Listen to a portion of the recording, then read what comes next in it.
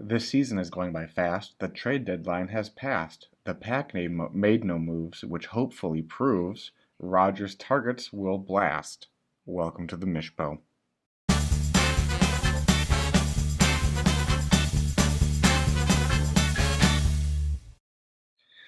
All right, as you can probably tell, I upgraded the audio quality of this episode. So I guess that's the business for this episode. I had originally written down that there was no business, but I guess you could say that's a bit of business. Yeah, I got a new mic. Actually, I got a mic because what I used before was the headset that I use when I was playing video games and whatnot. So that's that.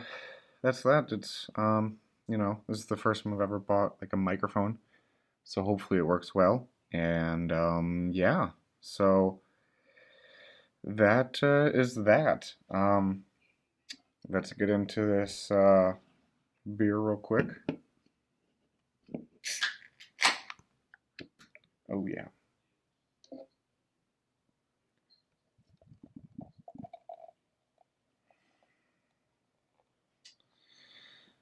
Oh yeah.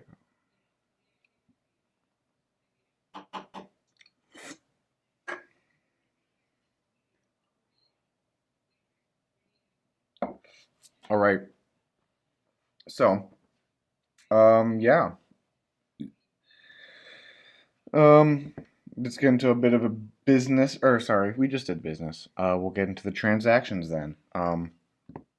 Adam traded Emmanuel Sanders to Lincoln for T.Y. Hilton. Full disclosure, Lincoln did actually ask for my advice on this trade. Last week, I think it was maybe.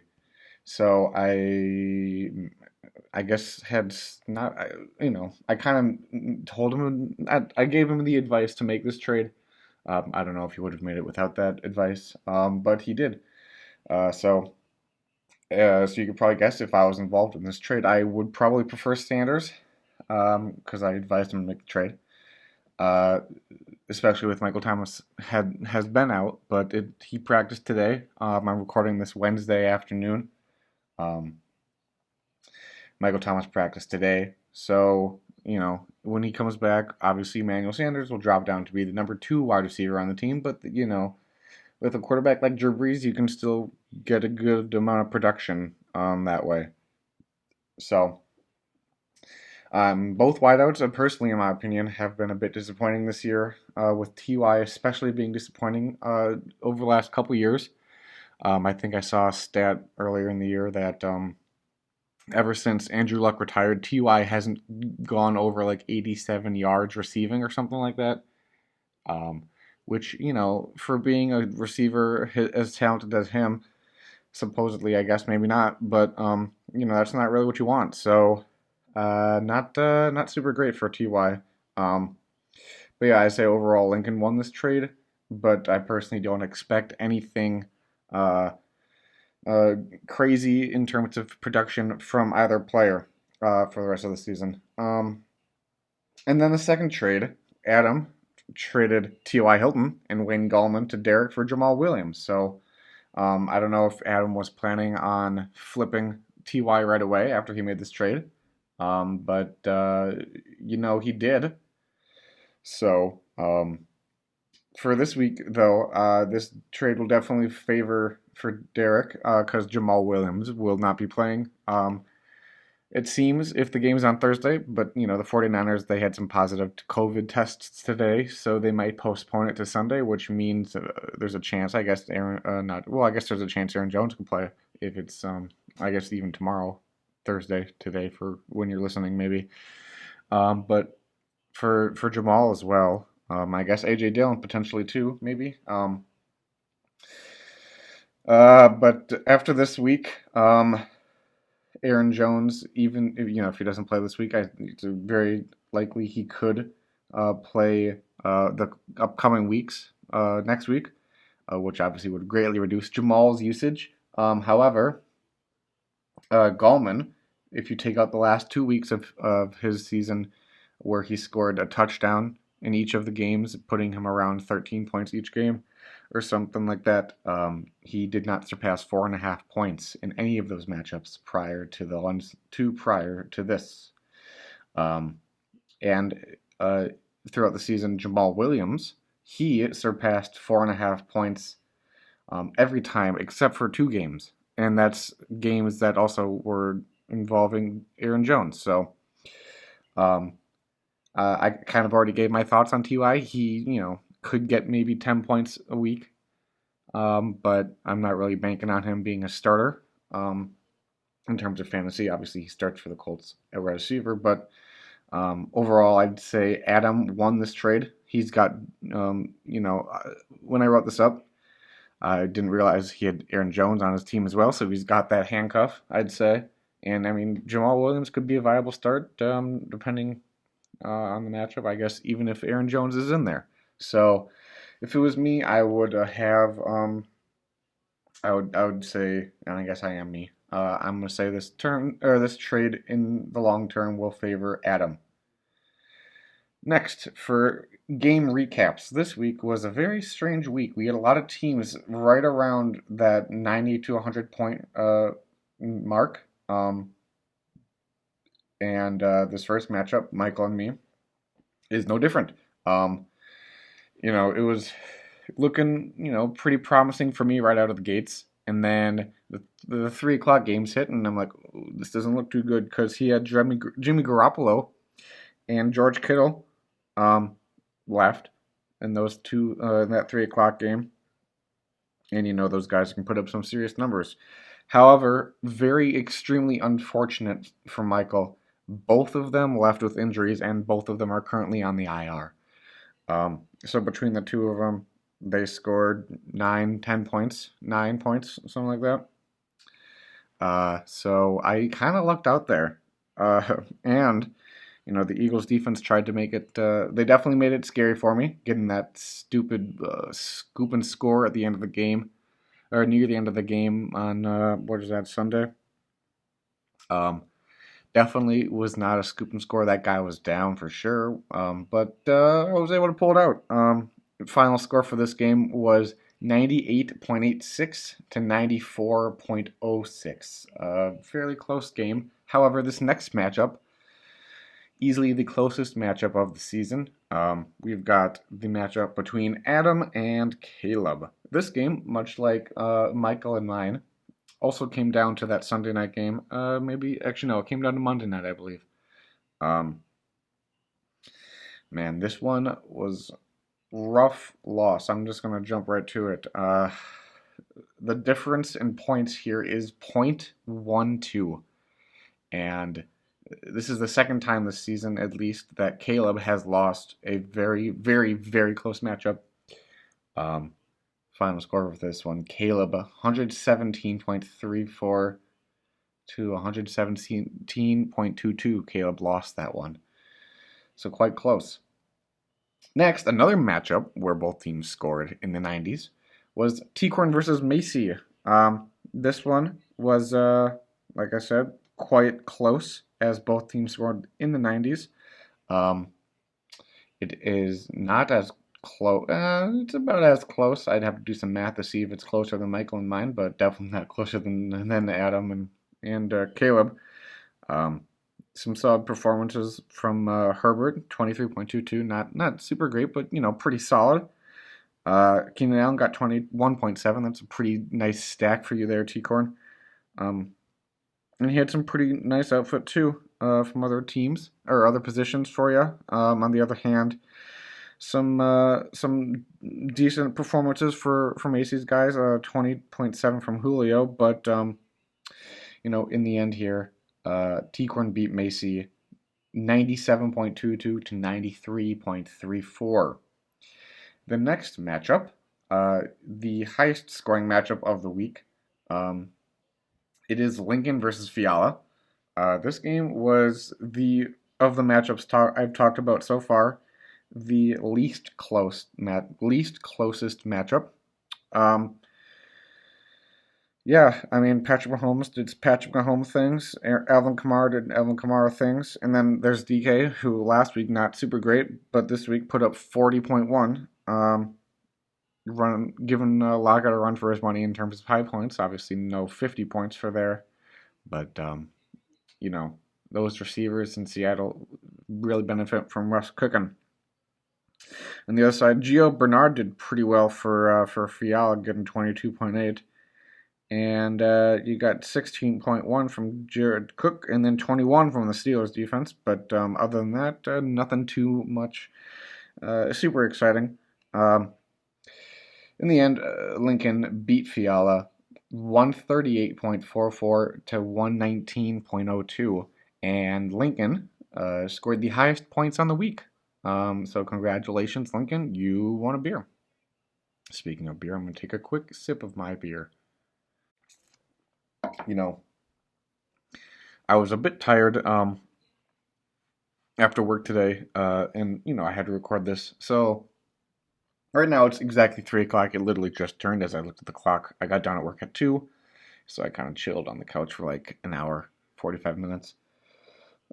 Considered doing a beer do, but I was awake enough for that not to have to be done. Obviously, I would still consider doing it if I was still tired, but I have woken up quite a bit. So, and I understand that some of you don't know what a beer do is. So I guess you'll just have to do one to find out which you'll have to obviously be with me or someone I guess that does know, like T-Corn or Brian. I don't know if anyone else knows, but I enjoyed it. Anyway, State Farm versus Sam. This one is probably no, this is not the biggest blowout of the week. But both teams scored above 100 points, which is something that you can only say about two matchups on this week. So, three matchups on this week. So good on you, boys. You put up a good number of points, but one of you's got to lose. So Lamar Jackson over on State's side, he's not been playing Lamar Jackson like this season. Today or last week he only scored 13.82. But then there's DJ Dallas who scored 22.8, Caleb Boyd 19.6. Devontae Adams has just been crushing 30.3 points for him. On the other side of the ball, Derek Carr did not do very well, 11.58. Derrick Henry did, not as well as you would have hoped from Derrick Henry based off of how well he's been doing this season. He scored 17.2. And then Corey Davis got you 26.8. T. Higgins got you 14.4. So all around, nothing too bad, especially for this week, where a lot of teams didn't do super great. But in the end, State Farm ended up winning 129.62 to 104.28. Next, we've got Bruce versus Colin, another close matchup. Not in the 90s for both teams, but almost. This one, it was, I think, kind of down to Sunday night. I don't know. I didn't really follow it too much, but it kind of follows the trend of historically or the season at least, good quarterbacks not performing well. In this matchup, we had Josh Allen 13.46, and then Ben Roethlisberger 14.82. So not super great. And then just looking through the lines here, you had good performances from Tyreek, 25.8, and the Colts defense, 17 for Bruce, and then Kelsey, 24.9 for Colin there. But despite it being low scoring, Colin just couldn't get enough points. Ended up losing to Bruce 100.46 to 93.48. Next, we've got Derek. Well, finally, we've got the last matchup. We got Derek versus Brian. This one was the biggest blowout of the week. It was honestly, a bit surprising to me. You had some good performances from Rodgers, 21.54. And to be honest, just looking at the rest of your team, Brian, not super great. Suck up for Derek had 15, his kicker, and 18.2, Jamal Williams. You got 19 0.8 from Travis Fulgham. He's grown into a pretty stud wide receiver. But wasn't it last week that there was a matchup where both defenses scored negative points? Or no. Last week there was two position players that scored negative points. I'm like, the only time that would ever happen is if it was two defenses that sucked. Which is the example for this matchup. The Titans defense got -1 and the 49ers defense got -2. So it's 2 weeks in a row, and I think that was Derek last week too that had negative something from, was it maybe Jerick McKinnon or so I can't remember who had, maybe that was Adam. I don't know. Anyway, final score for this matchup 119.84 to 65.14. So Derek got the I would say upset victory there. All right. Next, we will be moving on to the power rankings. Number 14, we've got Michael. You lost this past week to me, so you're the only team with one win now. One of us was bound to win, and I just got lucky. I honestly got real lucky, but hey, that's fantasy. You do go up against a pretty decent opponent next week, so we'll see if you can turn things around. Hopefully you get Michael Thomas back, so yeah, that's Michael at 14. Number 13, despite my winning, I'm still obviously one of the worst teams in the league this season so far. I've got myself obviously at 13. I beat Michael. And I'm going up against an opponent that last week I scored more points than, so I'm hoping I can do that again. Pretty decent opponent, I think, but definitely a matchup I could potentially win. Number 12, we've got Derek. Pretty solid point put out for Derek this past week. You were third, I think, in points this week. Yeah, you were third, Derek. So maybe you can keep it up again next week. You go up against an alright opponent. So we'll see if you can keep it rolling. Number 11, we've got Caleb. You, again, suffered a pretty brutal loss this past week. Sadly, that's not the first time I've said that this season. That's quite rough for you, Caleb. I mean, if things could have been a bit differently for you, you could be sitting at 5-3 right now. Instead, you're at 3-5. So you go up against a decent-ish opponent. But I guess we'll see how things go with you this upcoming week.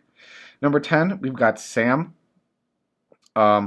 You lost to State Farm this past week, and it was decently close if I remember correctly. Yeah, no, it wasn't. So, and you go up against a team that I think you can probably win.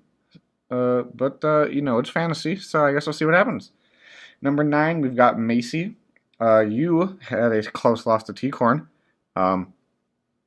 and your opponent this upcoming week is ranked lower than you, but like I said, it's fantasy and anything can happen. So Macy is at number 9. Number 8, we've got Brian. You lost to Derek in pretty brutal way. He put up a solid 60 more points than you almost. So you go up against a tougher opponent this upcoming week. So hopefully you can turn things around and see if you can bounce back here. Number 7, we've got T-Corn. You beat Macy this past week, but your opponent next week, or this upcoming week, is pretty decent. So we'll see if you can keep it going. So that's 7. Number 7, T-Corn. Number 6, we've got Alex Fiala. You lost to Lincoln. You did put up a good number of points. You would have beaten most teams this week, but you just happened to go up against the team that scored the most points on the week. You go up against a pretty solid opponent. Both you and your opponent have been slipping a little bit lately after you guys' hot start. So we'll see if you can bounce back and get yourself a victory. Number 5, we've got Adam. You scored a pretty solid amount of points. Like I said, would have beaten most teams, and you just barely edged out Caleb. And I believe you may have had a close win last week too, if I'm not mistaken. Let's see. I'm looking at it right now. Oh yeah, pretty close. You won by about 10 points last week. So you just like keeping things close, I guess. Go up a decent opponent next week, so we'll see if you can keep going. Number 4, we've got Lincoln. As I mentioned earlier, twice actually now, you scored the most points last week, beating Fiala. And you do go up against a pretty decent opponent. I mean, I feel like I keep saying that for a lot of these teams, but I mean, it really is true. All of these teams, depending on who they play, well, most of them, I guess, one team's got to score the lowest amount of points, but pretty much every team has a chance to win every week. So you've definitely got a chance to win this week. Number 3, we've got Colin. You lost to Bruce, and as I've said before, against matchups with Bruce involved, he's undefeated, so he's literally beaten everybody he's played. Yeah, next week you go up against a pretty decent opponent, and so let's see if you can rebound. So Colin at 3. Number 2, we've got State Farm. You pretty decently beat Sam last week, but you arguably have one of the tougher matchups this upcoming week. A bit a step above of the decent opponent status. So we'll see how you can do. Which brings us to number 1, Bruce. You beat Colin last week, moving yourself to 8-0 on the season.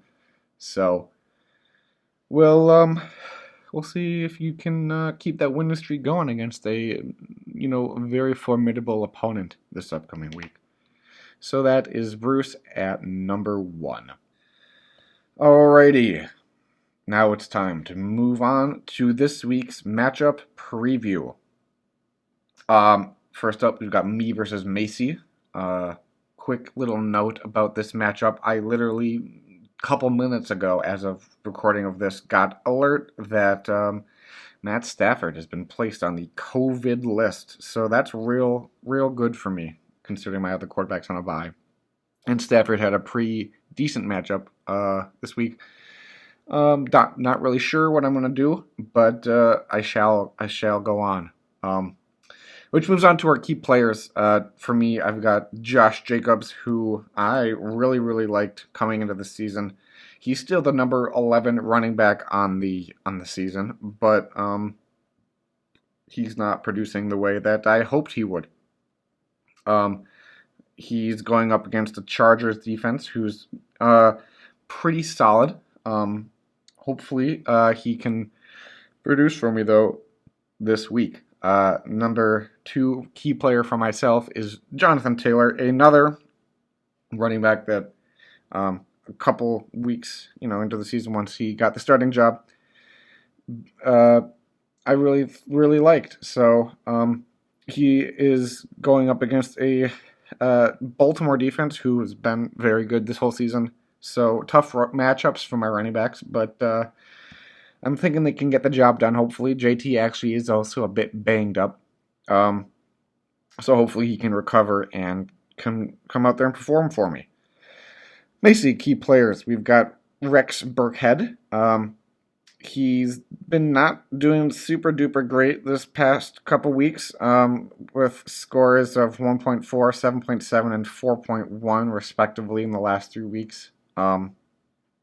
Obviously, he did have that one stellar week where he scored nearly 35 points. But he is, fortunately for you, going up against the New York Jets, who obviously we know suck.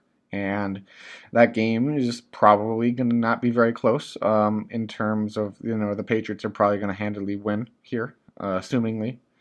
Which means that'll get some more running work for Rex Head there. So maybe he'll perform well for you. Another key player for Macy, we've got Stefon Diggs, who last week, and he actually did go up against New England and scored 15-20, which is pretty decent. I believe Gilmore was out, though, so that, could be a bit deceiving in terms of the Patriots defense.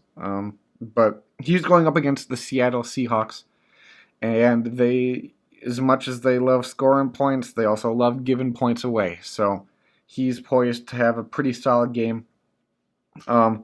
Despite all that, I'm going to give myself the victory for this matchup. It worked last week, and it worked week 1, so we're hoping that it keeps going for me.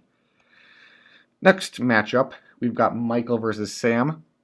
Key players for Michael, we've got Kirk Cousins going up against Detroit. On the season, he's all right, just outside QB2 territory. Last week, he did not great against the Packers, but it was a bit windy that day. So, can't blame all of that on him. But yeah, and then another key player for Michael, we've got Michael Thomas. Hasn't seen the field since week 1. So we'll see if he can return. And maybe hopefully he won't punch anyone, so he can actually return to the field. If he plays, he could be a game changer for you there, Michael. But yeah, Michael. Sam, key players, we've got Ronald Jones, who did not do great last week. Put up 5.6 points. He fumbled early in that game, I believe. It may have been early. I don't remember if it was early. Don't know if it was early. But he fumbled nonetheless, which caused Bruce Arians to take him out of the game and gave a lot more carries to Leonard Fournette. So, cough up that ball, you lose that starting spot for that game. So we'll see how he can turn things around this matchup. And then we've got Robbie Anderson.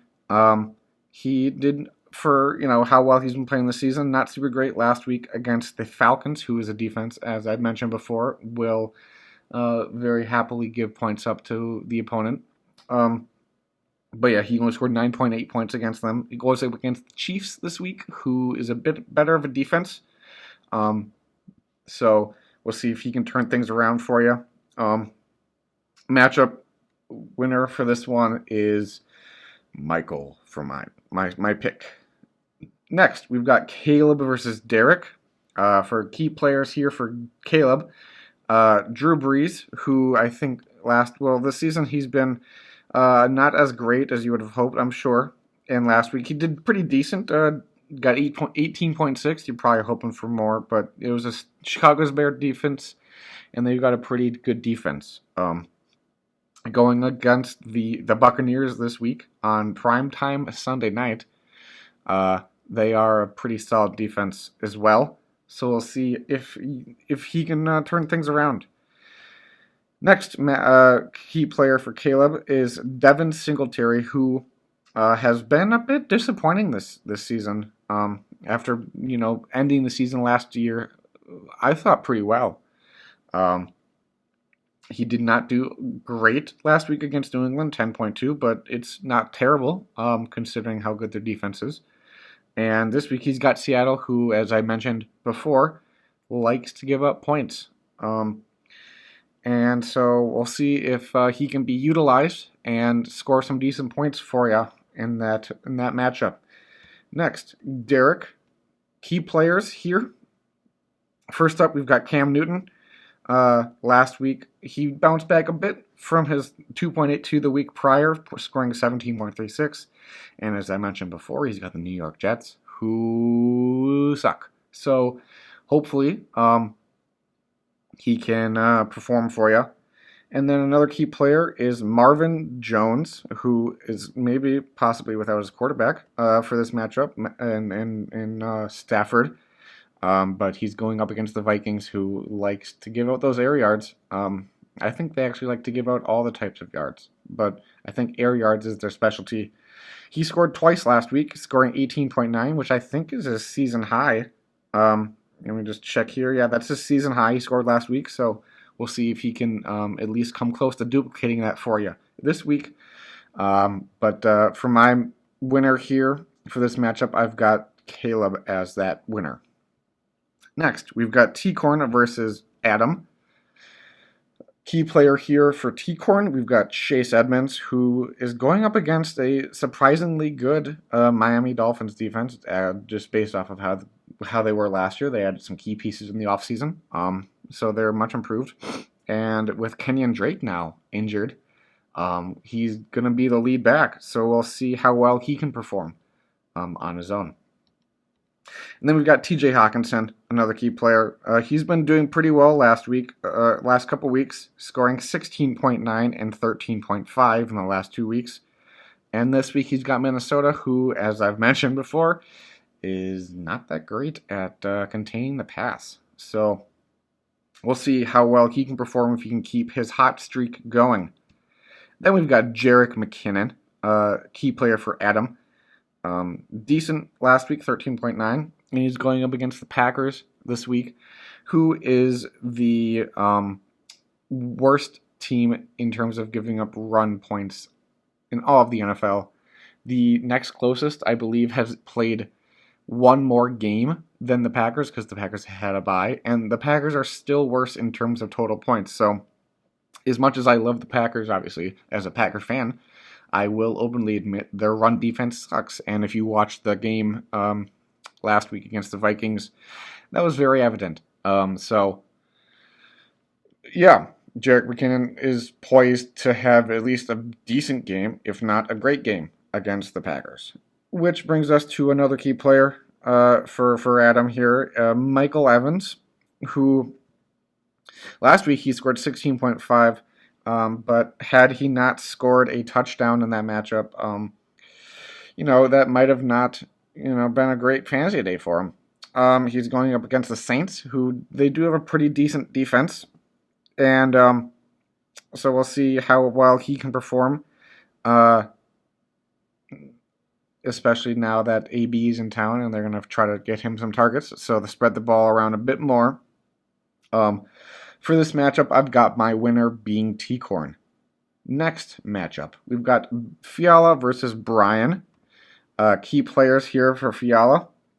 We've got Le'Veon Bell, who last week did not do super great. He scored a 5.8, which is not what you want if you're Le'Veon Bell on the Chiefs.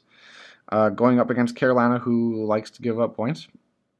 So hopefully he can perform well for you.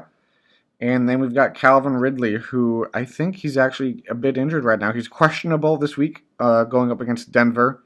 Only 7.2 points last week against Carolina. It says he's day-to-day with a foot sprain. He didn't practice Wednesday, so we'll see how his condition is come Sunday and if he's able to play. Which brings us to Brian, Clyde Edwards-Helaire, key player, which is, I'll get to a bit of a fun thing here, but not as good as you would have hoped for him coming into the season, putting up 6.8 or 6.1 points last week against the Jets. And much like Le'Veon Bell, because they're on the same team, he's going up against Carolina, who, he could score some decent amount of points against them. So we'll see how that goes for him. And then we've got Justin Jefferson for Brian as well. Last week, he put up 5.6 against the Packers. Not super great, but again, there was wind to factor into that. But he's going up against Detroit this week, and, their defense is not good. So he's poised, I think, for a bounce back. And the interesting thing that I was hinting at earlier, for the two running backs starting for each team in this matchup for Fiala, it's Le'Veon Bell and Phillip Lindsay. On the other side, we've got Brian's running backs, Clyde Edwards-Helaire and Melvin Gordon. So you got the backups on one side, the starters on the other. And then if you, just a little bit more of an interesting thing, you got Hopkins for Fiala and Will Fuller for Brian, who used to be teammates. So, kind of interesting there. Winner for this one, I've got Brian. Next, we've got State Farm versus Bruce. Key player here for State Farm. Lamar Jackson. Mentioned him earlier. Not been performing like you would hope Lamar Jackson to perform. He only scored 13.82 points last week, and he goes up against a pretty tough Colts defense this week. So we'll see if he can get a bounce-back performance against those Colts. And then you've got Juju Smith-Schuster. Last week he put up a pretty decent 13.7. Not the best, but, not the worst either. It goes up against Dallas this week, and they like to give points up to the receiver very much. So we'll see how well those guys can do. On the other side, you've got Josh Allen for Bruce. And almost much like Lamar, he did not do great, 13.46 points. But also much like Juju Smith-Schuster, goes up against a pretty generous defense in the Seattle Seahawks. So we'll see if he can bounce back. Which brings us to another key player for Bruce, Tyler Ervin. He is the possible starter for the Packers this week, assuming their game happens. So he is also a little bit injured, maybe, but we'll see how well Ervin can do as the, at least getting more work than he has in the past. Maybe even, a majority of the work from running backs. But for this matchup, I've got my upset pick being State Farm. Which brings us to our last matchup of the week, Colin versus Lincoln. Key players here for Colin, we've got Ezekiel Elliott, who, despite being the number 4 running back on the season, has not been doing well the last 2 weeks, scoring 6.1 and 8.3 respectively, going up against the Steelers defense, which is arguably the best in the NFL. And he's also questionable, according to my notes here. So we'll see how well Zeke can do this week. And then, speaking of the Steelers, we've got a former Steeler here in Antonio Brown. He will be playing this week for the Tampa Bay Buccaneers against the New Orleans Saints. He's not played football in over a year, and we'll see how well he can do. He's getting up there in age, but you do see older guys perform well in the NFL, so we'll see how well he can do. Don't really know what to expect from him, but he once was great, so we'll see if he can reignite that spark. Which brings us to Lincoln's key players. We've got Frank Gore. Last week, he scored 3 points against the Chiefs 2 weeks ago, scored 6 points against the Bills. And so basically that's just saying he's not great. That could just be a, proponent of being on the Jets, which it most likely is because Frank Gore is, he's a, really good running back, or was at least in his prime, and is going up against the Patriots, who is a good defense. So we'll see if he can get some production. Which brings us to Lincoln's second key player, Adam Thielen, who scored 5.7 points against the Packers last week. But as I mentioned, windy game, tough to throw the ball. And, which is why I'm sure that Dalvin Cook was way more involved than the other targets on the field. I'm expecting him to have a bounce back game this week against Detroit. So we'll see if that comes true for Adam Thielen. And my winner for this matchup is a lock pick for Lincoln. So that brings us to the end of this week's matchups. So now what I would like to do, since we just passed the trade deadline for the NFL, and we're about halfway through the fantasy season, I think it would be fun to reflect on some of the trades that happened this season so far. And when I say some, I mean I'm going to go through all of them, and I'm going to, just kind of give my thoughts. And I just, for this preparation, all I did was throw the trades in my sheet here, and I'm just going to go through them and just talk out loud. So, I guess that's kind of the point of this, but basically what I'm saying is I didn't prepare too much. So, we're going to start with the first trade of the season, week 1. Bruce traded Mike Williams and James Robinson to Colin for Mecole Hardman. So, should Colin still have those players on his roster, easy win for him there. However, as you all probably remember, immediately following this trade, Colin dropped James Robinson, which State Farm picked up. And Mike Williams is currently on my team, so I can't remember how he got there. I'm pretty sure I just picked him up off waivers. So Colin eventually dropped him as well.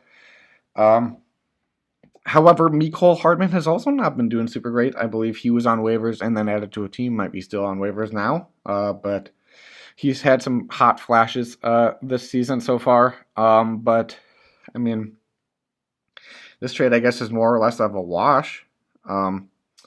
So yeah, that was the first trade of the season. Week 2, we had the 2 trades. One by Fiala, actually both by Fiala. One to Lincoln, one to Derek. The one for to Derek, he traded Malcolm Brown to Derek for Cam Akers. Don't know if those guys still have those players. I'm pretty sure both of them may be free agents on the waivers. All I know for sure is both of those guys have not. They've had good weeks here and there, but extremely inconsistent and usually not great. So that one is more or less a wash. And then Fiala traded Darrell Henderson to Lincoln for Le'Veon Bell. Fiala still has Le'Veon Bell, and he's on the Chiefs now, so hasn't been producing super great. But I'd like to have a Chiefs running back, assuming they start. And then Darrell Henderson's currently on my team, so for this one, I would say it's safe to say that Fiala won. Because he's still got Le'Veon Bell, and his early start to the season with them has not been great. But he's only been there for a couple weeks. Just needs to get acclimated potentially. I could still see him performing well for him. So for that trade, I'd say Fiala won. Moving on to week 3, Bruce traded Mark Ingram to Derek for Zach Ertz. Zach Ertz currently is injured, and I think he will be for at least 5-6 weeks, maybe not even fantasy relevant anymore for this season. And Mark Ingram has also been dealing with injuries and some kind of poor play on the season so far. So I would probably say this one's a wash as well. A lot of injuries this season, so not much you can really do about that. But yeah, I'd say that trade's probably overall just a wash. Next trade, Lincoln traded Cam Newton, Darrell Henderson, and Deontay Johnson to Derek for Tom Brady, Alvin Kamara, and Adam Thielen. I don't know if Lincoln still has Tom Brady, but he definitely still has Alvin Kamara and Adam Thielen. On the other hand, Derek, I believe, still has Cam Newton, but I have Darrell Henderson and Deontay Johnson. So, at the time, I clearly said that Lincoln won this trade, and I still very heartily believe that. Even if Darrell Henderson and Deontay Johnson were on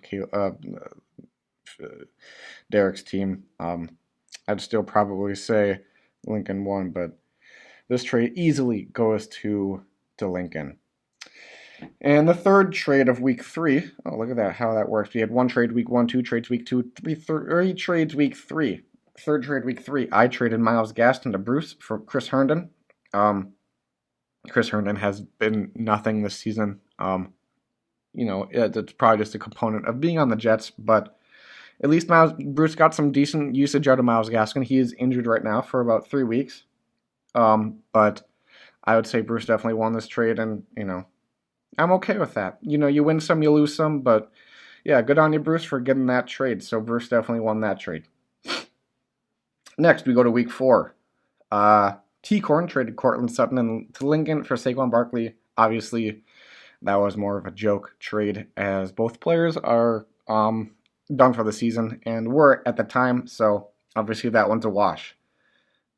Then we had Bruce. He traded N'Keal Harry and Philip Lindsay to Fiala for OBJ. Well, I know eventually Bruce does trade away OBJ. Pretty sure Fiala has both of those players still. So I guess, if you don't think about the future and what those players ended up doing in terms of other trades, and just look at it on, does Fiala still have Lindsay and N'Keal? Or obviously OBJ's injured now, but does Bruce still have OBJ? I think the only relevant player currently out of those two is Philip Lindsay, and he's, I think, still on Fiala's team. So just looking at that, Fiala won. But if you do counter into the fact that Bruce was able to flip OBJ some weeks after that trade went down and got Tyler Lockett, is one of the trade pieces. Bruce won that trade. So there's basically two schools of thought here. But the school I'm going with, I'm going to say Bruce won that trade. And then the final trade of week 4, Bruce traded Keelan Cole to Derek for Sammy Watkins. Sammy Watkins has been injured for the last couple weeks. I don't know if he came back this week. I guess we can check real quick. But Keelan Cole, I don't think Derek still has Keelan Cole. He might, but give me a second while we type these names out here. We'll just look up Watkins first. Sammy Watkins is on Adam's team. Probably a trade that got him there, but he's on Adam's team. And then Keelan Cole is on Derek's team still. So, I mean, I guess Derek won, but, this is more or less of a wash trade. We're going to move on to week 5, but first I'm going to get a sip of beer. A lot of talking makes your throat dry. All right. Week 5. Bruce traded Chris Thompson and Russell Gage to Colin for Adrian Peterson. AP, I don't know if he's still on Bruce's team. He looks like he's on Fiala's team. So, doesn't have him anymore. Chris Thompson, he has not been effective for quite a while, I believe. Chris Thompson is currently a free agent, and I believe Russell Gage is as well. Yeah, so this one's a wash. Yeah. Next, we've got a 3-way trade, the first of 2 so far this season. I gave up Marvin Jones and Joe Burrow. I gave up Marvin Jones and got Joe Burrow. T-Corn gave up Todd Gurley and Mike Davis and got Keenan Allen and Darrell Henderson. And Derek gave up Joe Burrow, Keenan Allen and Darrell Henderson, got Marvin Jones, Todd Gurley, and Mike Davis. Well, let's just go here. I have Joe Burrow still, and Marvin Jones has not been doing super great. Lately, he, as in when I said lately, I mean last week, he scored a lot. But overall, I probably wouldn't have started Marvin Jones last week had I had him. And I have, made some use out of Joe Burrow. So in terms for me, I'd say I did well. We're going to T-Corn. He gave up Todd Gurley, Mike Davis, and got Keenan Allen and Darrell Henderson. He definitely still has Keenan Allen.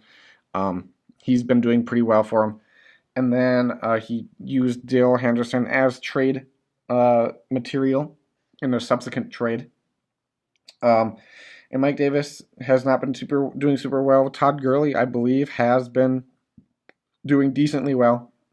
So, I mean, if it's just really kind of how you value these guys. It's pretty much Todd Gurley for Keenan Allen here. I don't know. I'd say T-Corn did pretty well on this trade. That moves us to Derek. He traded away Joe Burrow, Keenan Allen, and Darrell Henderson. Got Marvin Jones, Todd Gurley, and Mike Davis.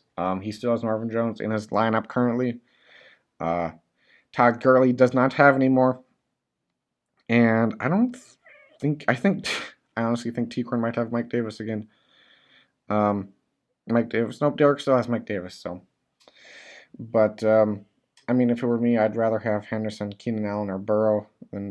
Todd Gurley's pretty decent, but as I said, Derek doesn't have him anymore.